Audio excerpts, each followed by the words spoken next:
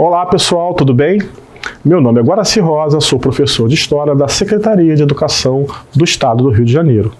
Nesta videoaula vamos conhecer a diversidade de explicações da origem da vida humana e compreender o que provocou o surgimento das primeiras cidades, desencadeado pela Revolução Neolítica. Hoje vamos conhecer as duas teorias a respeito da origem da vida humana: criacionismo e evolucionismo. Vamos também identificar a evolução da espécie humana, identificar as primeiras cidades surgidas em torno de importantes estados, entender o conceito de estado, entender o conceito de civilização. Como surgiu o ser humano? Você já fez essa pergunta? Como é que surge a vida humana? Como começou isso tudo? Essa pergunta, ela não vem de agora. E diversas explicações foram dadas por diversas religiões. Quando a religião explica o surgimento humano, o surgimento da vida humana, a isso nós chamamos de criacionismo. Como eu disse acima, diversas religiões explicam. E onde você encontra no chamado mundo ocidental essa explicação? Na Bíblia. Então, o criacionismo é a explicação que você tem do surgimento da vida através das religiões. Nós temos um exemplo, outras sociedades, outros exemplos. Mas afinal, existe outra explicação? Sim. A essa outra explicação é o evolucionismo. Evolucionismo, isso vem de onde? Evolução humana? O que é evolução humana? Para você falar de evolução humana, você tem que falar de uma figura, de uma pessoa muito famosa chamada Charles Darwin, que ele é o criador da teoria da evolução. Isso é, a evolução das espécies. E nessas espécies, claro, o ser humano é o protagonista. Saiba, a teoria evolucionista parte do princípio que o homem é o resultado lento de um processo de alterações. Quando eu falo alterações, eu estou falando de mudanças. Só para lembrar, te dar um exemplo claro. Charles Darwin é acusado, por muitos de um fantasioso. Por quê? As interpretações que foram dadas às suas teorias foram muitas das vezes de forma errada. A principal interpretação errada é que dizem que Charles Darwin falou que o homem veio do macaco. Vamos quebrar essa ideia? Darwin nunca disse isso. Charles Darwin disse que o ser humano tem um ancestral, olha bem, um ancestral, tá? Parecido, estou falando uma linguagem bem simples para você entender, com o macaco. Parecido não é igual, ok? E isso é fato. Basta você olhar para o macaco, olha para o cachorro, olha para o cavalo. Qual o que parece pouco com o ser humano? É o macaco. Até porque ele é bípede, isso é, ele anda sobre duas patas. Olha para a composição craniana, os braços, as mãos, os pés. Qual que parece mais com o ser humano? O macaco. Então, a origem do ser humano é um ancestral em comum, que seria quem? O macaco. Mas não quer dizer, volto a afirmar, que o homem veio do macaco. Criou-se essa teoria, essa fantasia, para desmerecer Charles Darwin. Bem, esse processo de evolução do ser humano, ele, através dos milhares e milhões de anos, foi sempre de transformação. Como eu disse, é um processo evolutivo. Desde lá dos primatas, passando pelos hominoides, hominídeos, homos habilis, ou melhor, homo habilis, até chegar ao homem de Neandertal e finalmente o que nós somos hoje, o Homo sapiens. Tudo isso tem um aspecto de, como eu disse, transformação. Só para você ter uma ideia, hoje você já encontra exemplos de transformação no próprio corpo humano, se você olhar para trás. Como assim?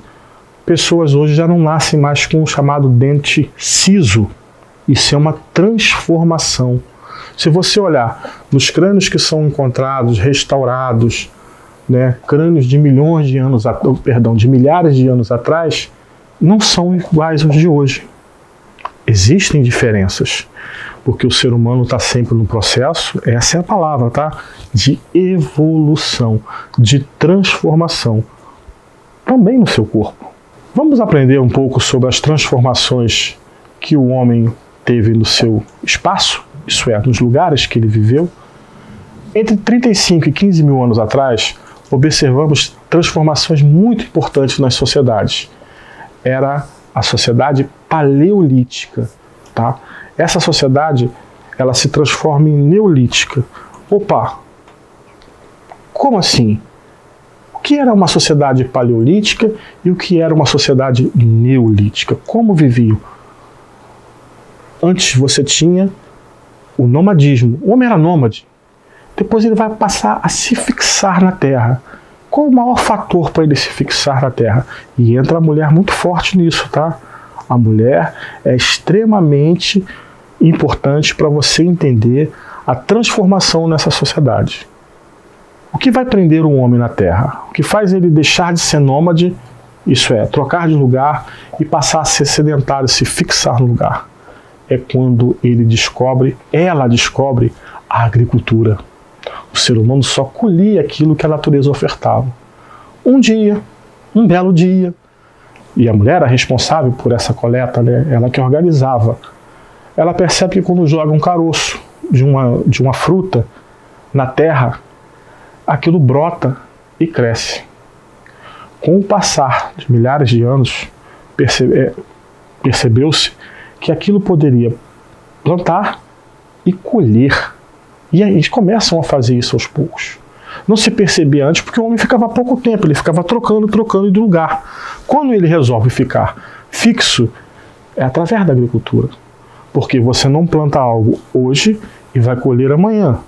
O alface, que é o mais simples, você demora 40 dias, 50 dias, você imagina para frutificar uma árvore. Às vezes anos. Então, quando um homem vai se fixar, é quando ele justamente descobre a agricultura. E como é esse fixar do homem? O que ele tem que fazer? Onde ele tem que ficar? O principal, ele tem que ficar perto de onde tem água, que sem água o homem não vive. Então ele vai sempre procurar ficar perto de fontes de água, principalmente perto de rios.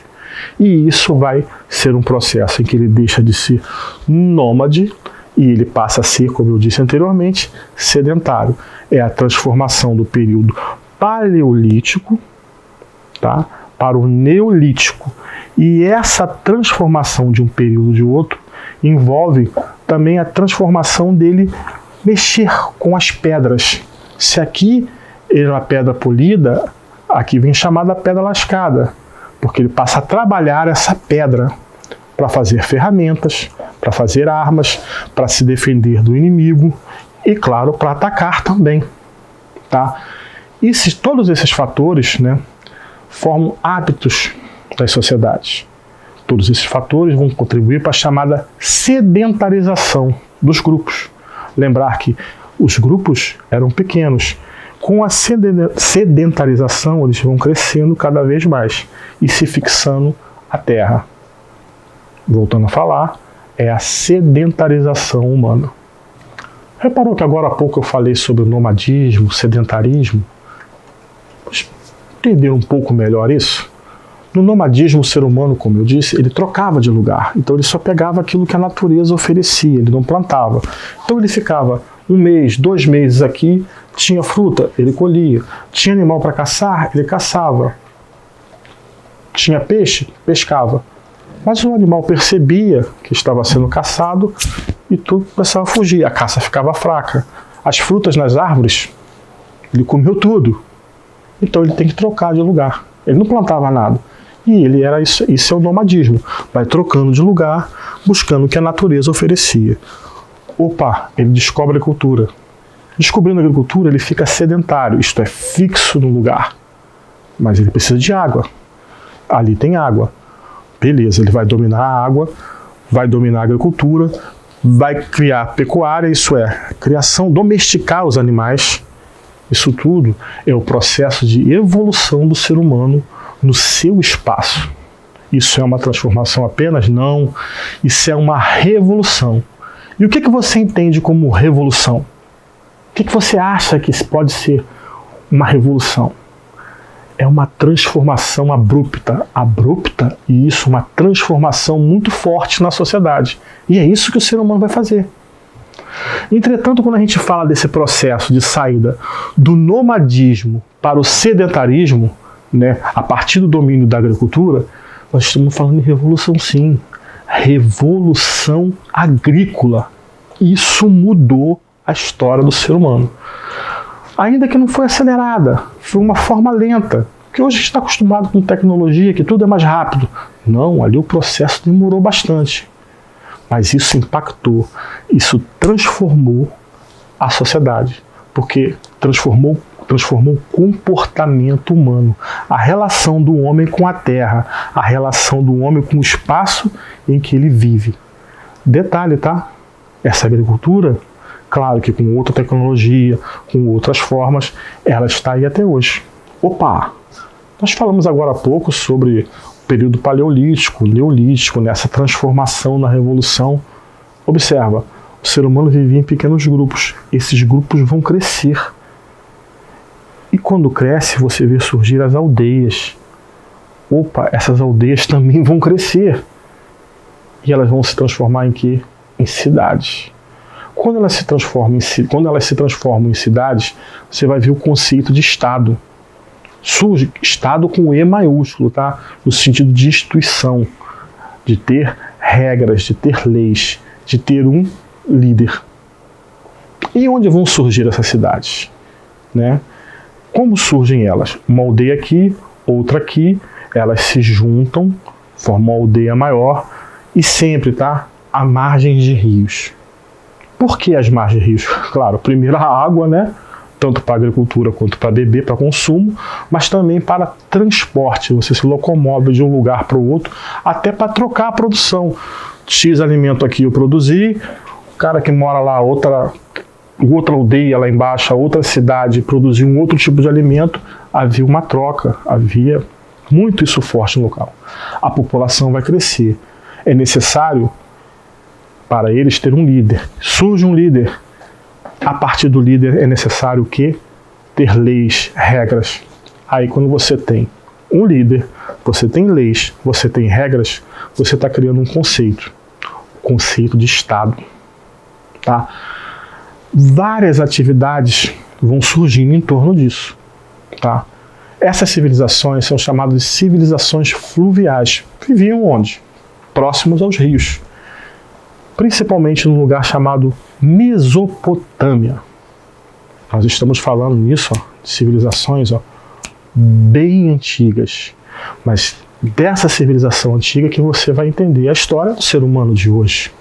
Bem, pessoal, na aula de hoje estudamos diversas fases e conceitos estudados pela história. Esses conceitos ajudam a entender nossa atual sociedade, porque é a nossa origem, tá? Quando eu falei em revolução agrícola, surgimento da agricultura, nós dependemos da agricultura hoje, a nossa sociedade depende disso hoje.